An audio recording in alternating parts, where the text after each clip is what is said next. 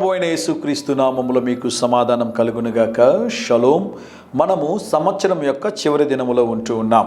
చాలామంది డిసెంబర్ 31వ తేదీ watch night సర్వీస్కి వెళ్తూ ఉంటారు. కొంతమంది 30వ తేదీ, 29వ తేదీ, అదే రీతిగా 28వ తేదీ 3 రోజులు కూడా సిద్ధపాటు కూడికలు కలిగి ఉంటారు. కొన్ని సంఘాల్లో ఆ ఆచరణ ఉంది, కొంతమంది సిద్ధపడుతూ ఉంటారు. మీరు వీలైతే 29, 30, 31 3 దినాలు కూడా మీరు సిద్ధపడవచ్చు.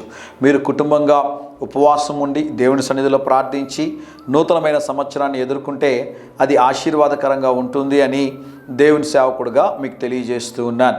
చివరి దినాల్లో మనం ఉంటూ ఉన్నాం. నూతన సంవత్సరము దేవుడు నూతన ఆత్మచేత నింపి బలమైన కార్యాలు మన జీవితంలో దేవుడు జరిగించబోతున్నాడు. కనుక ఈ దినాల్లో మీరు నూతన సంవత్సరం కొరకు సిద్ధపడాలి అని దేవుని సేవకుడుగా మీకు మనవి చేస్తూ ఉన్నాను. లూకాసు సువార్త 2వ అధ్యాయము 52వ వచనము. యేసు జ్ఞానమునందును వయస్సునందును దేవుని దయందును మనుషుల దయందును వర్ధిల్లుచుండెను. మనము అక్టోబర్ 5వ తేదీ నుండి 2 నిమిషాల సందేశం పంపిస్తున్నటువంటి వాట్సాప్ మరి టెక్నికల్ ఇష్యూ రావడం ద్వారా కొంతమంది పేర్లు దాంట్లో నుంచి ఎరేజ్ అయిపోగా మళ్ళీ మనం కొత్తగా అందరినీ యాడ్ చేయడం జరిగిందండి. నాకు తెలుసు కొంతమంది మనకన్నా దేవుని చేతిలో బలంగా వాడబడుతున్న దైవజనులు పెద్దవారికి, వాక్యం తెలిసినటువంటి వారికి వీలైనంత వరకు నేను ఈ వాక్యాన్ని షేర్ చేయను, ఎందుకంటే వారు కొంచెం ఇబ్బందిగా ఫీల్ అవుతారని. ఈ దగ్గర ప్రాంతంలో ఒక సేవకుడికి రోజు నాకు తెలియకుండా 2 నిమిషాల సందేశం ఆయనకి వెళ్తూ ఉంది. ఆయన నాకు ఒక మెసేజ్ పెట్టాడు, I know everything, don't send me అని పెట్టాడు. దాని అర్థం ఏంటంటే నాకు అన్నీ తెలుసు, నువ్వు చెప్తే నేను వినడం ఏంటి? ఇక్కడ ఒక వాక్యంలో ఒక మాట ఉంటుంది, యేసు జ్ఞానమందును వయస్సునందును దేవుని దయందును మనుషుల దయందును వర్ధిల్లుచుండెనని వాక్యంలో రాయబడింది. యేసు ప్రభు వారికి మనుషుల దయ ఎందుకు అవసరము? ఈరోజు మీరు గమనించండి, బిడ్డలు పాస్టర్ గారు కనిపిస్తే ప్రైజ్ లార్డ్ చెప్పరండి, పెద్దలు కనిపిస్తే గౌరవం ఇవ్వరు. నేను అంటున్నది అన్యుల గురించి కాదు, క్రైస్తవుల గురించి చెప్తా ఉన్నా.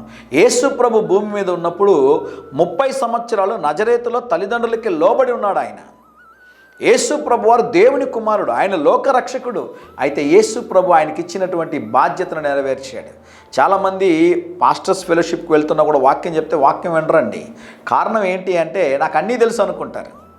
నాకు తెలిసిన ఒక దైవజనుడు అమెరికా వీసా కోసం అప్లై చేశాడు. ఆయన అమెరికా వీసా కోసం అప్లై చేసినప్పుడు అమెరికాకు మీరు ఎందుకు వెళ్తున్నారు అని అడిగారు ఆయన్ని. పాపం ఆయనకి ఇంగ్లీష్ రాదండి పెద్దగా. ఆయన ఏం చెప్పాడు అంటే, నేను కాన్ఫరెన్స్కి వెళ్తున్నానండి, కాన్ఫరెన్స్లో నేర్చుకోవడానికి వెళ్తున్నాను అన్నాడు. ఆ వీసా ఆఫీసర్ ఆయన ఏమడిగాడో తెలుసా? మీరు ఎన్ని సంవత్సరాలుగా పాస్టర్గా ఉన్నారు అని అడిగాడు. ఈ పాస్టర్గా నేను 40 సంవత్సరాలుగా పాస్టర్గా ఉన్నాను అన్నాడు.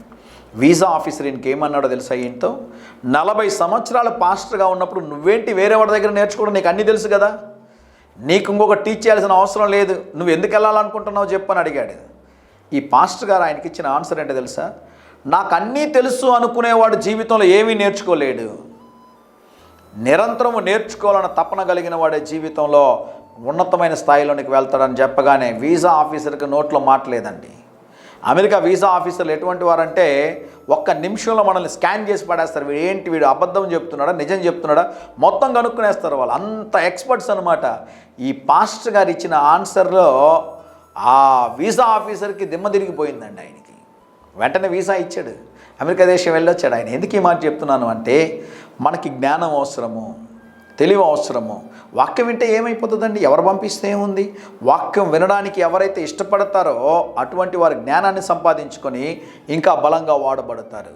దైవీకమైన జ్ఞానం కొరకు ఈరోజు ప్రార్థన చేయండి. దేవుడు ఈరోజు మీరు తలపెట్టే కార్యంలో మీకు జయమును అనుగ్రహించునుగాక. ప్రియ పరలోకపు తండ్రి, ఈ దినం మా ప్రియులు తలపెట్టు కార్యములన్నిటిలో జయమును అనుగ్రహించుమని, దైవీకమైన జ్ఞానమును మాకు దయచేయమని యేసు నామములో ప్రార్థిస్తున్నాము తండ్రి.